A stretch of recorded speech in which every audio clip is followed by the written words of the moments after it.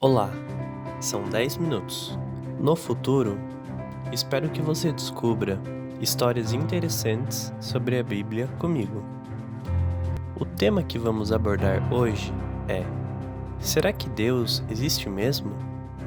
De acordo com os dados anunciados pelo Boletim Internacional de Pesquisa Missionária em janeiro de 2022, da população mundial de cerca de 7,9 bilhões, há cerca de 7,05 bilhões de pessoas que têm religião e cerca de 89 milhões de ateus que não acreditam em Deus. Destes, cerca de 2,5 mil milhões são cristãos, cerca de 1,9 mil milhões são muçulmanos, cerca de 1.000 milhões são hindus e cerca de 500 milhões são budistas. O que é digno de nota aqui é que a porcentagem de ateus aumentou em cerca de 1,2% ao ano desde a Covid-19.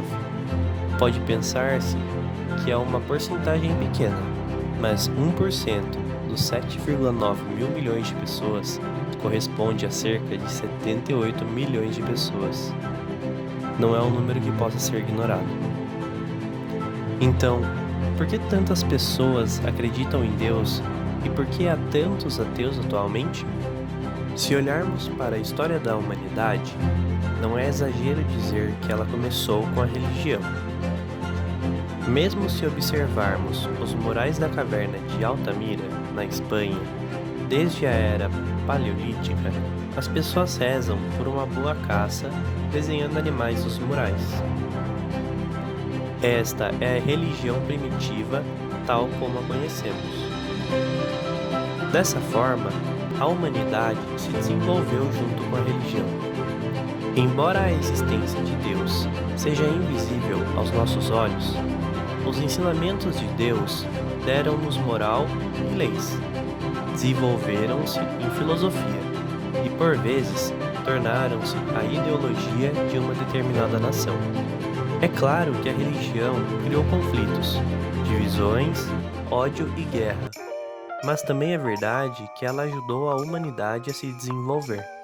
No entanto, com os recentes avanços da ciência, as pessoas adquiriram capacidades divinas. Podemos clonar vida se quisermos e podemos ir a qualquer lugar do universo. Em particular, as afirmações que negam a existência de Deus estão a ganhar força, especialmente entre aqueles que estão cansados da religião corrupta. Mas só porque a religião é corrupta, podemos negar que Deus não existe? Como sabem, Deus quer que sejamos moral e conscientemente perfeitos. É este o ensinamento de Deus.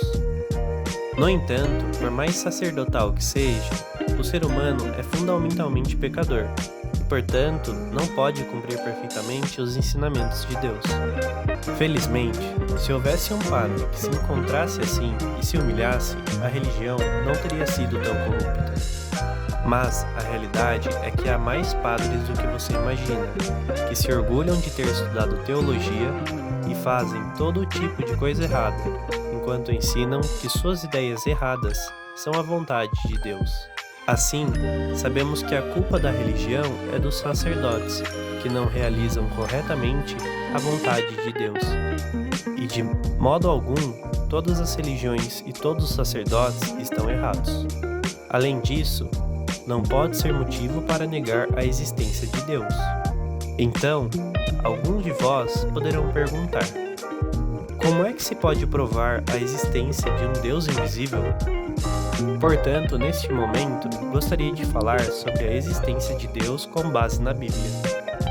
A razão pela qual falo com base na Bíblia, e não na ciência ou na filosofia, é porque não há nenhum livro que explique Deus tão bem como a Bíblia.